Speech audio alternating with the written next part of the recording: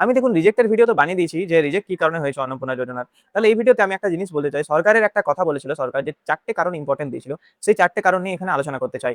ঠিক আছে? তো ভিডিওটা সম্পূর্ণ দেখুন, ৪ টে কারণ কি বলেছিল, কেন সেই কারণগুলো বলেছিল, সেটা আপনি কিভাবে সেগুলো সমাধান করবেন এবং ফর্মটা আপনি কিভাবে আবার পুনরায় ফিল আপ করবেন, সবকিছু তথ্য ভিডিওতে যাচাই করা, ভিডিওতে বলা হবে। অবশ্যই ভিডিওটা শেষ পর্যন্ত দেখবেন। বলে দিচ্ছি একটা বিষয়, যে যখন সরকার বলে দিয়েছিল যে এসআইআর এর নাম বাদ দেওয়া ব্যক্তিদের কিন্তু আমরা এটাতে অ্যাকসেপ্ট করব না। যারা এই দেশের নয়, এসআইআর এর নাম বাদ দিয়েছেন, যারা এই দেশের নয়, তারা আমরা কি করে দেব? সেটা তো কিন্তু বলে দিয়েছিল সরকার। কিন্তু আমরা এদেশেরই, কিন্তু তাও আমাদের নাম অনেকেরই এসআইআর এর ভুলবশত কিন্তু কাটা হয়েছে, বা হয়তো কোনো কারণে আপনার ডকুমেন্ট ল্যাক অফ ডকুমেন্টেশন এর জন্য আপনার ভোটার কার্ডে নামটা চাপেনি, 2026 আপনি ভোট দিতে পারেননি।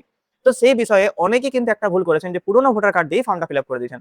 সেটা কিন্তু খুবই মানে এটা করা উচিত হয়নি। তার কারণ কি, তাদের কাছে ভোটারের ডেটা দেখেই সবকিছু করা হচ্ছে।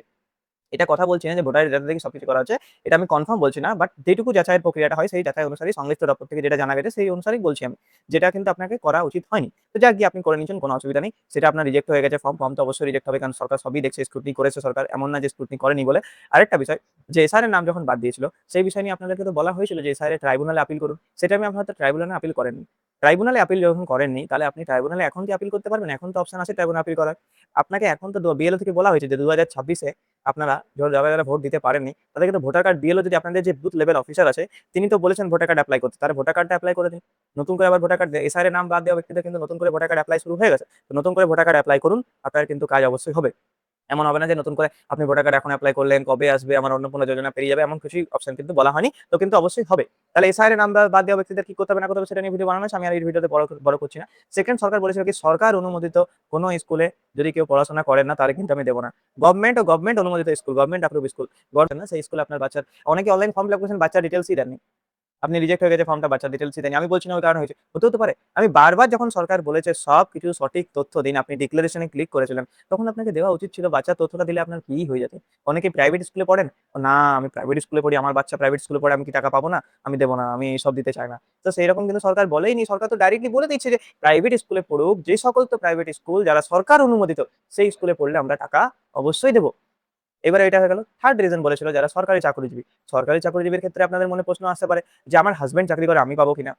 সেক্ষেত্রে কিন্তু সরকার কোনো কিছু স্পষ্ট ভাষায় বলেনি যে সরকার চাকরি করেন মানে আপনার হাসব্যান্ড চাকরি করেন, আপনি পাবেন না। সেক্ষেত্রে এই বিষয়টা নিয়েও আমি কিন্তু খুব একটা বিষয় বলতে পারছি না। কারণ কি, এই বিষয়টা নিয়ে অফিসিয়াল কিছু কথা নেই। হ্যাঁ, হয়তো অনেক জায়গায় বলা হচ্ছে যে না আপনি পাবেন, আপনি ফিল আপ করুন। সেই বিষয় নিয়ে আমি কিছু বলতে চাই না। বাট সরকারি চাকরিজীবীদের যখন অলরেডি আপনাদের কাছে সরকারি চাকরি আছে, একটা সরকারের সংস্থা আছে, কর্মসংস্থান আছে, তখন সেক্ষেত্রে ৩,০০০ টাকা ফিল আপ করাটা আমার মনে হয় যে নাই, উচিত ছিল না। যদি ফিল আপ করেছেন, যদি রিজেক্ট হয়ে গেছে, তাহলে আপনারা সেটা একবার কথা বলে দেখতে পারেন। সেই বিষয় নিয়ে আমি, ওটা ব্যক্তিগত আপনাদের ব্যাপার, ওই বিষয় নিয়ে আমি কিছু বলতে চাই না। যারা ইনকাম ট্যাক্স দেন, আরেকটা রিজন ছিল চতুর্থ, যেটা সবথেকে ইম্পোর্টেন্ট। বারবার মুখ্যমন্ত্রী অগ্নিমিত্রা পালকে তো যেকোনো জায়গায় যাচ্ছে, প্রেস কনফারেন্সে সেটাই জিজ্ঞেস করা হচ্ছে, ম্যাডাম কারা পাবে, কারা পাবে না? কিন্তু তারাই বলছে, বারবার অগ্নিমিত্রা পাল বলছেন। আমাদের উপমুখ্যমন্ত্রী এত ভালোভাবে বুঝিয়ে দিচ্ছেন, মাননীয় মহাশয়া, যিনি বুঝিয়ে দিচ্ছেন যে যারা ইনকাম ট্যাক্স স্ল্যাবের মধ্যে পড়ছেন, তারা তো আয়কর দিচ্ছেন, তারা তো ইনকাম ট্যাক্স দিচ্ছেন। তারা কেন পাবেন? সেটা তো সঠিক। কিন্তু এবারে ইনকাম ট্যাক্স নিয়ে অনেকেরই ভুলভাল ধারণা হয়েছে। সেই বিষয়টাও আমি এই ভিডিওতে ক্লিয়ার করে দিচ্ছি। আপনি আইটিআর ফাইল করেন।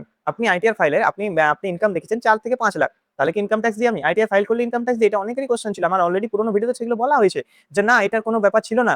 এমনি কোনো ব্যাপার ছিল না। আপনার কিন্তু এরকম কোনো ভিডিও মানে আপনি, সরকার বলেনি যে আইটিআর ফাইল করলেই কিন্তু হবে। এক্ষেত্রে কিন্তু সরকার বলেছে যারা বাইরে যারা আছেন, সেই ক্ষেত্রে কিন্তু আপনার দেওয়া চলবে না।